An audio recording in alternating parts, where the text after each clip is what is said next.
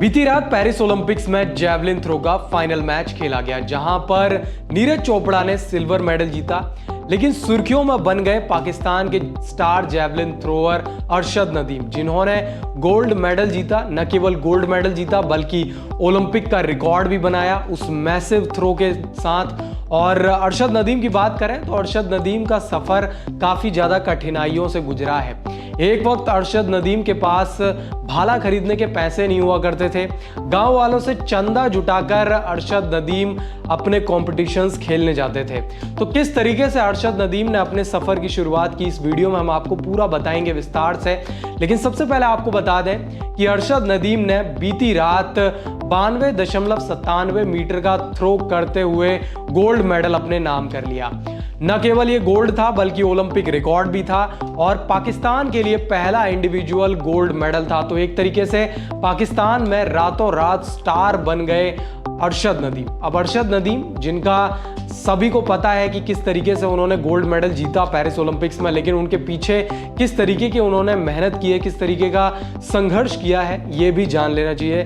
क्योंकि अरशद नदीम जिस तरीके का माहौल से आए हैं, बहुत ही कम स्पोर्ट्स पर्सन उस तरीके के माहौल से आते हैं। और खासकर पाकिस्तान, जहां पर चीज़ों का इतना अभाव रहता है, जहां पर रिसोर्सेज का इतना अभाव रहता है, वहाँ से निकलना और जिस तरीके का उनका प्रदर्शन था, वहाँ से जैवलिन थ्रो में इतना बढ़िया प्रदर्शन करना, ये अपने आप में एक बहुत बड़ी बात है। सबसे पहले आपको बता दें कि पंजाब के मियाँ चुन्नू गांव के रहने वाले हैं अरशद नदीम। 8 भाई बहनों में से तीसरे नंबर पर ये आते हैं।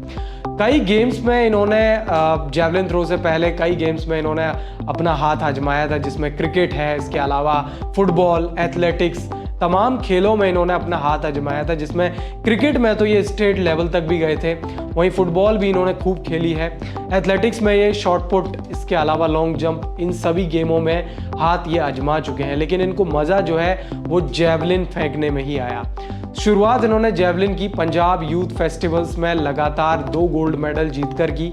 और इस खेल में आने के पीछे उनके पिता मोहम्मद अशरफ का बहुत अहम योगदान रहा है। अरशद नदीम के परिवार की बात करें तो अरशद नदीम का परिवार काफ़ी ज़्यादा आर्थिक रूप से कमज़ोर था। ऐसे में जब वह जैवलिन थ्रो स्पर्धाओं में हिस्सा लेने या ट्रेनिंग के लिए जाते थे तो उनके पास पैसे नहीं हुआ करते थे। ऐसे में उनके गांव वाले मदद के लिए आगे आए। वो चंदा इकट्ठा करते और अरशद को किराए व खाने पीने के लिए मदद भी किया करते। उनके पिता ने समाचार एजेंसी को ये बताया कि किस तरीके से उन्होंने एक संघर्ष किया, अरशद ने किस तरीके से संघर्ष किया और अरशद इस जगह तक कैसे पहुंचे, किस तरह उनके गांव वाले और रिश्तेदार पैसे दान करते थे जिससे वह ट्रेनिंग और बाकी इवेंट के लिए दूसरे शहरों में जा सके। अब आपको बता दें कि भाले के लिए उन्होंने काफ़ी ज़्यादा मेहनत की है और एक वक्त भाले के लिए वो जूझते हुए दिखाई दिए थे। 2015 की बात है, उन्होंने सार्वजनिक तौर पर कहा था कि मेरे पास भाला नहीं है, और उसके बाद उनकी मदद भी की गई और पाकिस्तान क्रिकेट बोर्ड ने भी उनको भाला खरीदने के लिए मदद दी और वहाँ से उन्होंने पीछे मुड़कर कभी नहीं देखा।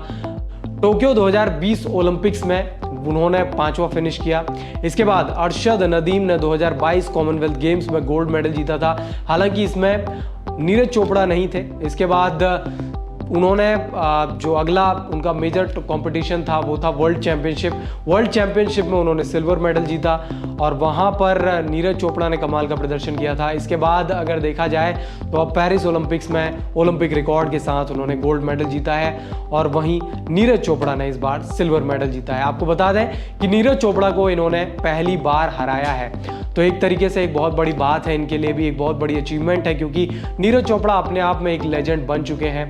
और अगर देखा जाए तो नीरज चोपड़ा और इनके बीच में काफ़ी अच्छी और काफ़ी गहरी दोस्ती भी है। स्पोर्ट्स से जुड़ी तमाम खबरों के लिए वन इंडिया हिंदी के साथ बने रहें।